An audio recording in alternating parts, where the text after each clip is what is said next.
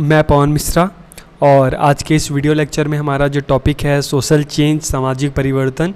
तो आज के इस वीडियो लेक्चर में हम सोशल चेंज के बारे में जानेंगे कि सोशल चेंज होता क्या है, इसका प्रोसेस क्या है और इसकी एजेंसीज कौन कौन सी हैं। तो ये कुछ पॉइंट्स हैं जिसके बारे में आज के इस वीडियो लेक्चर में हम बात करेंगे। तो हम शुरू करते हैं। सबसे पहले हम चेंज के बारे में अगर हम बात करें कि व्हाट इज़ चेंज, तो change is a universal phenomenon, it is a law of nature कि परिवर्तन एक सार्वभौमिक घटना है और ये प्रकृति का नियम है। Society is on the wheel of change कि समाज परिवर्तन के पहिए पर है। तो अगर हम अपनी सोसाइटी को देखें तो हमारे सोसाइटी में आप डेली देखो, हमारे समाज में, कंट्री में, इस दुनिया में देखो तो हमेशा हर रोज़ चीज़ें बदल रही हैं। यहाँ तक कि हमारी जो उम्र है हम वो भी एक जैसी नहीं है, हमारा जो शरीर है वो भी एक जैसा नहीं है। तो आप अपने आसपास की सारी चीज़ों को देखो, जो चीज़ आज जैसी हैं पहले वैसी नहीं थी और आज जैसी होंगी आगे चलकर भी वैसी नहीं होंगी। तो society is on the wheel of change and change is a universal phenomenon, it is a law of nature कि ये हमेशा चेंजेस होना ही होना है। दिन के बाद रात आती है, रात के बाद दिन आता है। तो चीज़ें एक जैसी कभी भी नहीं रहती, हमेशा उसमें परिवर्तन होता रहता है। In some places the changes rapid where is in other places it may be slow, कि कुछ जगहों पे तो चेंजेस बहुत तेज़ी से हो रहा है और कुछ जगहों पे इतनी तेज़ी से नहीं होता। जैसे अगर हम एशिया या यूरोप की बात करें तो यहाँ पे हम देखते हैं धीरे धीरे जो कंट्रीज़ हैं वो डेवलपिंग से डेवलपमेंट की ओर बढ़ रही हैं। तो यहाँ पे चेंजेस, शहर, नए नए शहर बस रहे हैं। तो हम यहाँ पे देख रहे हैं कि चेंजेस काफ़ी तेज़ी से हो रहे हैं। लेकिन अगर यही आप एशिया और यूरोप को हटा के देखो, अफ्रीका में देखो, तो वहाँ पे आज भी देखेंगे तो वहाँ पे लोग जो हैं आज भी उनकी हालत काफ़ी ख़राब है और आज भी वो गरीबी में जी रहे हैं। तो वहाँ पे इतना चेंजेस इतने तेज़ स्पीड से नहीं हो रहा, वहाँ पे चेंज हो रहा है बहुत धीमी गति से। This day due to industrialisation and urbanisation the changes is rapid. अगर आज प्रेजेंट टाइम की बात करें तो औद्योगिकरण और शहरीकरण के कारण परिवर्तन तेज़ी से हो रहा है। नए नए शहर बन रहे हैं, गांव कस्बों में बदल रहे हैं, कस्बे शहर में बदल रहे हैं और धीरे धीरे आपने देखा होगा इंडस्ट्रीज़ ओपन हो रही हैं, ठीक है। और आज फिर सड़क बन गई, फिर नए नए ट्रांसपोर्टेशन के साधन आ गए, फिर पॉपुलेशन बढ़ने लगी, वहाँ पे रेलवे स्टेशन बन गए, एयरपोर्ट बन गया। तो इस तरह से अगर आप देखोगे तो इंडस्ट्रियलाइजेशन एंड अर्बनाइजेशन की वजह से जो चेंजेस हैं और तेज़ी से होने लगते हैं। Social change refers to the change in social system. जब हम देखते हैं सोशल चेंज का मतलब किसी इंडिविजुअल में कोई चेंज आए तो उसको सोशल चेंज नहीं कहते। जब कोई चेंज है पूरे सामाजिक स्तर पे होने लगता है, सोसाइटी में ज़्यादातर लोग उसको एक्सेप्ट करने लगते हैं, तो उसे हम कहते हैं सोशल चेंज। जैसे अगर हम इंडियन सोसाइटी को लें तो पहले एक समय था जहाँ पे सती प्रथा, बाल विवाह, जिसको चाइल्ड मैरिज हम बोलते हैं, ये चीज़ें बहुत बड़े पैमाने पे चलती थी। लेकिन आज देखते हैं धीरे धीरे वो सारी चीज़ें जो ये सामाजिक बुराइयाँ थी, सोशल एविल्स थी, ख़त्म हो चुके हैं। काफ़ी ज़्यादा है इसमें कमी आई है। तो धीरे धीरे जब कोई चेंज होता है इंडिविजुअल से शुरू होता है और जब सोसाइटी के सभी लोग उसको अपनाने लगें तो फिर हम उसको क्या कहते हैं, सोशल चेंज।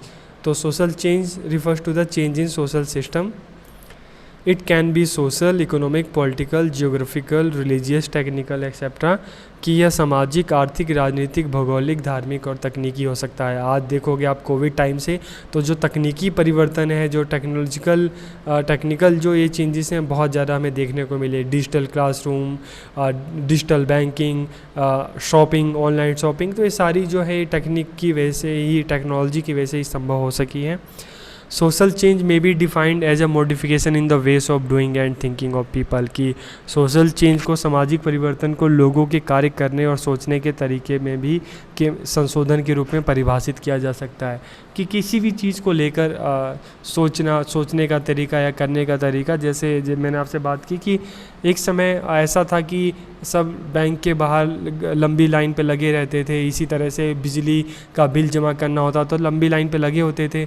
लेकिन धीरे धीरे जब ये चीज़ें ऑनलाइन हुई, टेक्नोलॉजी की मदद ली गई, तो उस टाइम भी लोगों ने इसके अगेंस्ट आए कि नहीं, इस तरह से घपलेबाजी या कुछ होने का चांसेस बहुत ज़्यादा है। लेकिन आज के समय में हम देखते हैं कि ये चीज़ें पूरे सोसाइटी लेवल पे ही हर कोई इस चीज़ को अपना रहा है। तो social change may be defined as a modification in the ways of doing and thinking of people, कि सामाजिक परिवर्तन को लोगों के कार्य करने और सोचने के तरीके में संशोधन के रूप में परिभाषित किया जा सकता है। जब लोगों की सोच में जब समाज में व्यापक स्तर पे लोगों की सोच बदले, जैसे आज पहले के समय में बच्चों के छोटी उम्र में ही शादी कर देते थे, लेकिन देखते हैं समय के साथ लोगों की सोच में परिवर्तन आया और वो सोचने लगे कि नहीं, पहले बच्चों को पढ़ा लिखा के उनको आत्मनिर्भर बनाओ, अपने पैरों पे खड़ा करो, फिर उनको शादी या आगे जो भी करना है आप उसको करो।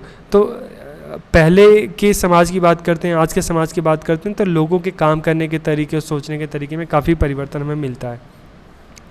अब हम बात करें अगर प्रोसेस ऑफ सोशल चेंज की, तो सोशल चेंज का अपना एक प्रोसेस होता है। ऐसे नहीं कि सोसाइटी में अचानक से चेंज हो जाता है, इसमें भी एक लंबा टाइम लगता है, लोगों को इसको स्वीकार करते करते समय लग जाता है। तो सोशल चेंज का प्रोसेस क्या है? कोई भी सोशल चेंज समाज में होता है, चेंजेस आते हैं व्यापक स्तर पर, तो कैसे आ जाते हैं, शुरुआत कहाँ से होती है उसकी? अब आपने देखा होगा हमारे यहाँ पे पहले चाइल्ड मैरिज बहुत होता था, लड़कियों को एजुकेशन नहीं दी जाती थी। तो उस समय आज से अगर हम पहले जाएं 150-200 साल पहले जाएं, तो उस समय अगर हम देखते हैं कि ईश्वर चंद्र विद्यासागर जी ने, राजा राम मोहन राय ने, अगर इन्होंने उस समय अगर पहल नहीं की होती है, इनिशिएटिव नहीं लिया होता, तो क्या आज जो हम देख रहे हैं स्थिति की चाइल्ड मैरिज या हम सती प्रथा, ये सब गैर कानूनी है, लड़कियों को उनकी शिक्षा का अधिकार मिल गया है। तो अगर उस समय इन्होंने शुरुआत की थी व्यक्तिगत स्तर पर, और ये पूरा जो समाज में चेंज आते आते तकरीबन 100 साल लग गए, 100-150 साल लग गए। तो सोशल चेंज का अपना एक प्रोसेस होता है। एक दो चीज़ें अगर हम वॉर को हटा दें या हम नेचुरल डिजास्टर को हटा दें, तो क्योंकि उसमें तो अचानक से ही पूरी सोसाइटी में बदल जाती है, तो उसको छोड़ दें, तो जो सामाजिक परिवर्तन की एक प्रक्रिया होती है और कैसे शुरुआत होती है, तो हम देखते हैं प्रोसेस क्या है। सबसे पहले क्या आता है, लोगों चेंज इन एक्सपीरियंस, कि हमारे अनुभव में परिवर्तन आता है किसी भी चीज़ को लेकर।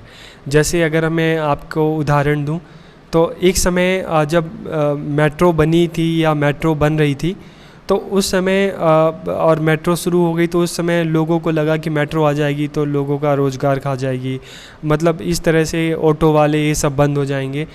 तो उस समय की प्रॉब्लम थी कि क्या होगा आगे चल के, महंगाई बढ़ेगी, मतलब बहुत सारी चीज़ें थी।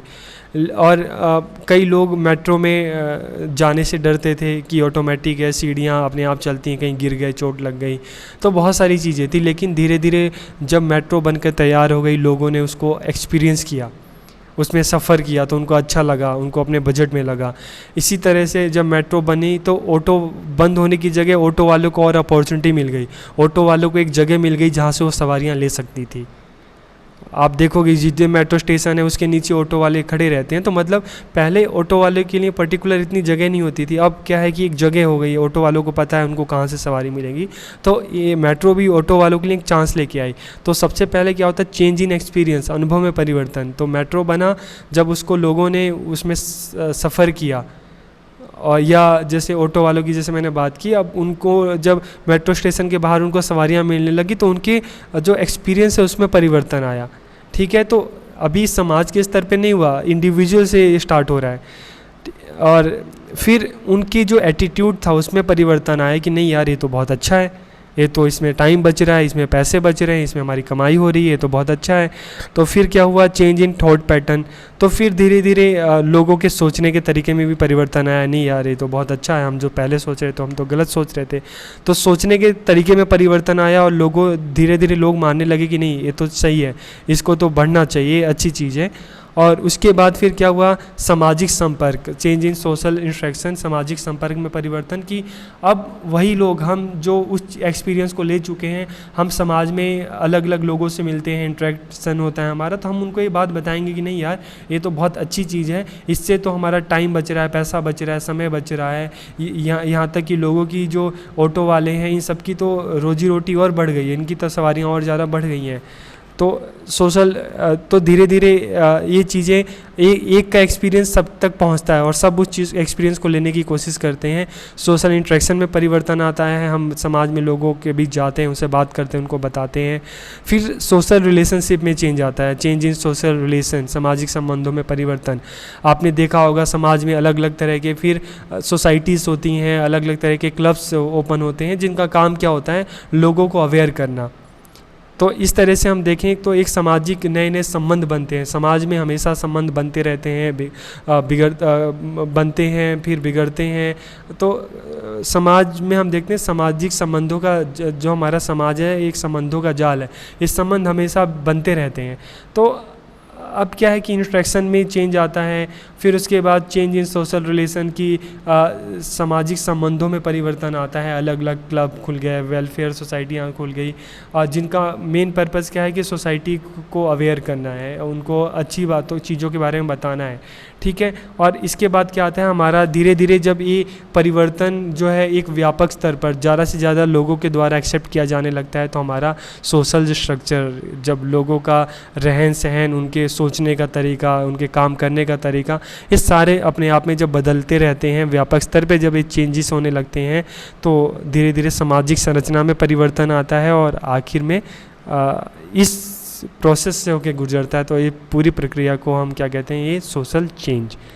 तो जब ये परिवर्तन इंडिविजुअल से होता हुआ समाज में सभी ज़्यादातर लोगों के द्वारा इस चीज़ को एक्सेप्ट किया जाता है, अपनाया जाता है, तो इसे हम सोशल चेंज कहते हैं।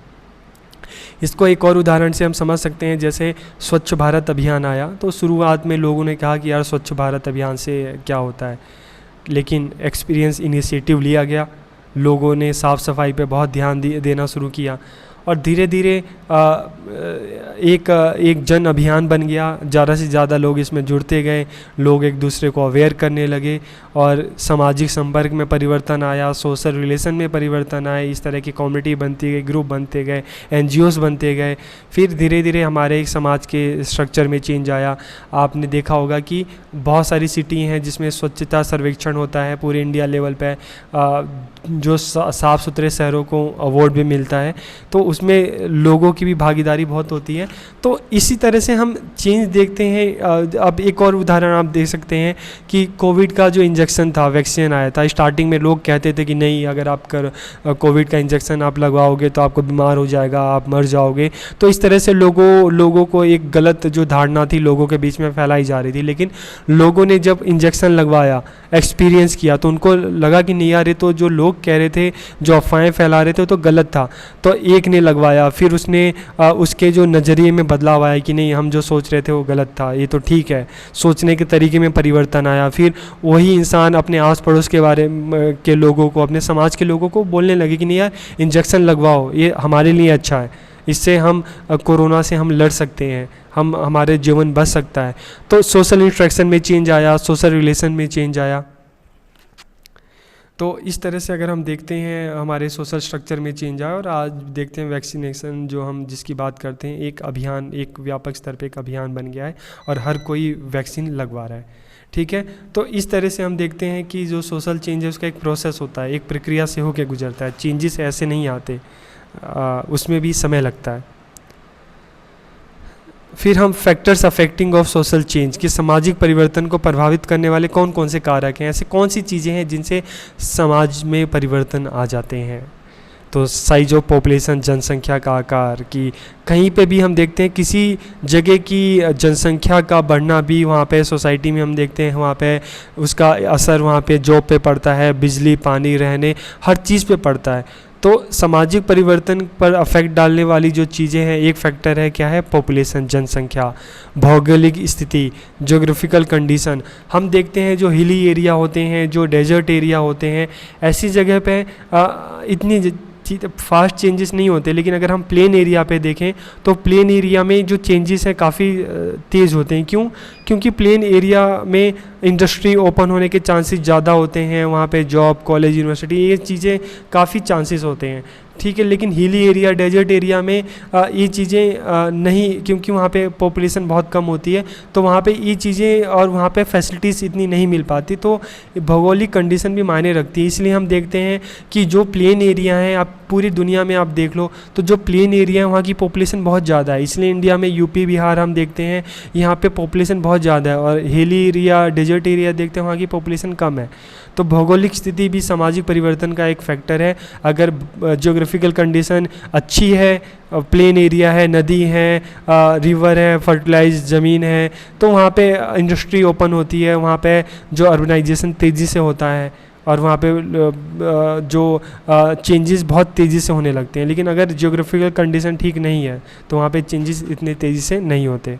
तो ज्योग्राफिकल कंडीशन भी असर डालती है। पॉलिटिकल फैक्टर्स हम देखते हैं कि जो अलग अलग जो पॉलिटिकल पार्टीज़ हैं, ठीक है, जो पॉलिटिकल फैक्टर्स है वो भी सोशल चेंज पे काफ़ी प्रभाव डालता है। अलग अलग पार्टीज़ आती हैं, अपनी विचारधारा को लेकर आती हैं, और अपनी जब आती हैं तो नए रूल्स लेके आती हैं, नए रेगुलेशंस लेके आती हैं, नई पॉलिसी लेके आती हैं, जिसकी वजह से समाज में चेंजेस जो होते हैं वो अपने आप होने लगते हैं।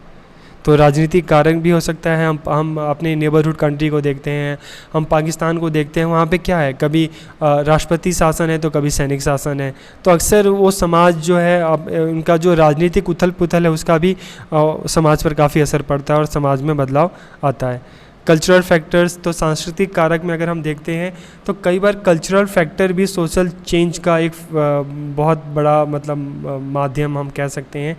एक उदाहरण के तौर पे अगर हम देखें अमेरिका, एक टाइम आपको पता होगा 1947 से जो शीत युद्ध, कोल्ड वॉर स्टार्ट हुआ था, और दुनिया दो ग्रुप में बढ़ गई थी, यूएसएसआर रसिया वाला और दूसरा अमेरिका वाला यूएसए।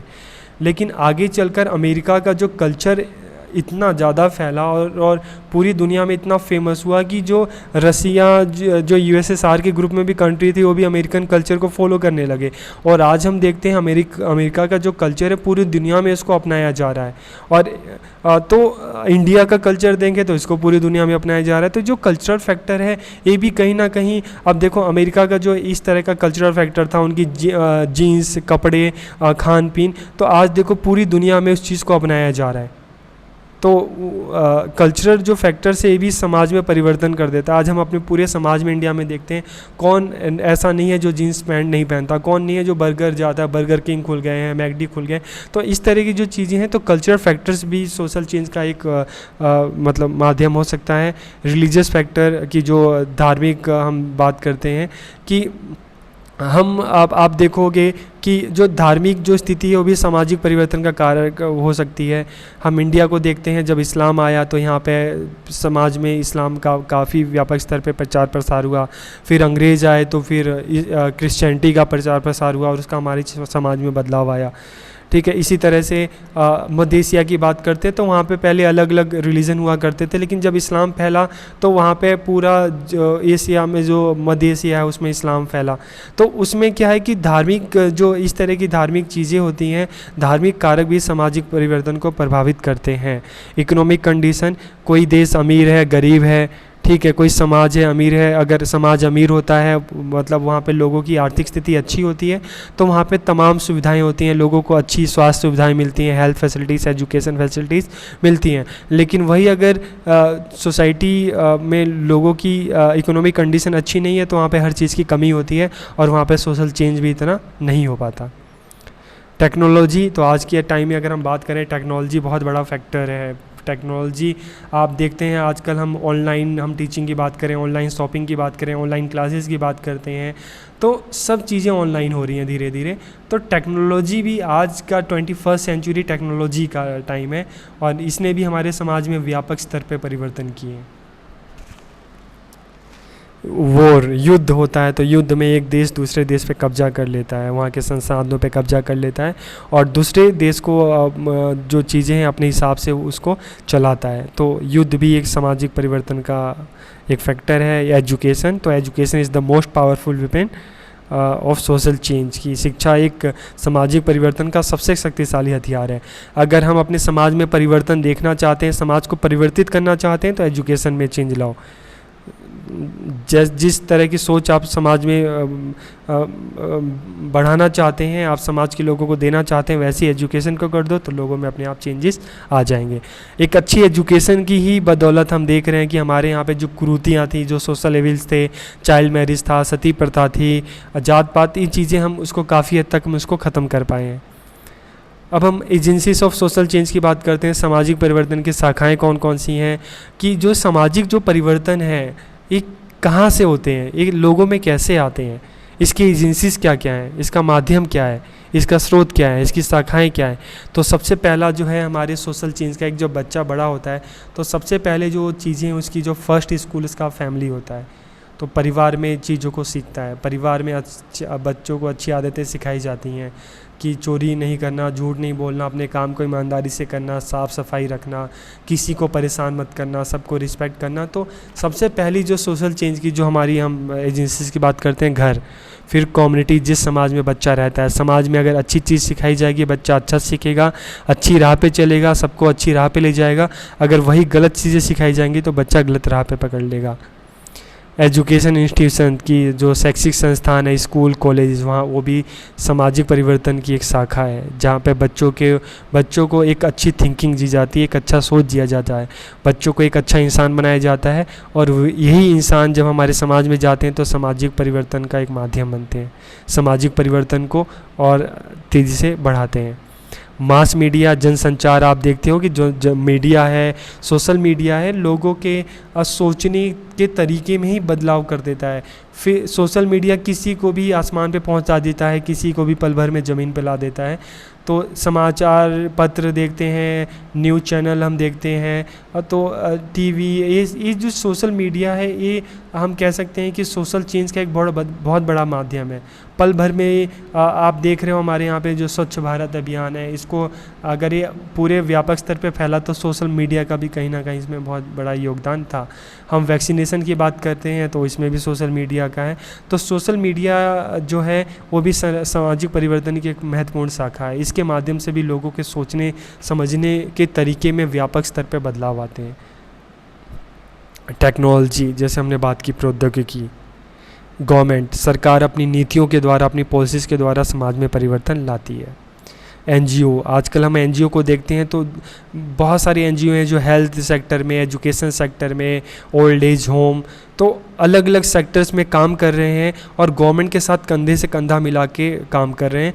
और ये एनजीओ समाज में हमारे लाखों लोगों को रोज़गार दे रहे हैं, लाखों बच्चों को एजुकेशन दे रहे हैं, उनके हेल्थ के लिए काम कर रहे हैं। तो ये एनजीओ भी सामाजिक परिवर्तन का एक बहुत बड़ा माध्यम है और सामाजिक परिवर्तन में अपना योगदान देते हैं, सामाजिक परिवर्तन की एक शाखा है। तो ये सारी एजेंसीज ऑफ सोशल चेंज है, family, community, education institution, mass media, technology, government और एनजीओ। तो आज के इस वीडियो लेक्चर में हमने सोशल चेंज के बारे में जाना, इसके फैक्टर्स कौन से हैं, इसका प्रोसेस क्या है, इसकी एजेंसीज क्या हैं। तो अगर आपको वीडियो अच्छी लगे तो अपने कमेंट ज़रूर करें। अगर आपका कोई डाउट है तब भी आप क्वेश्चन करें, ज़रूर करें। आप सबका बहुत बहुत धन्यवाद।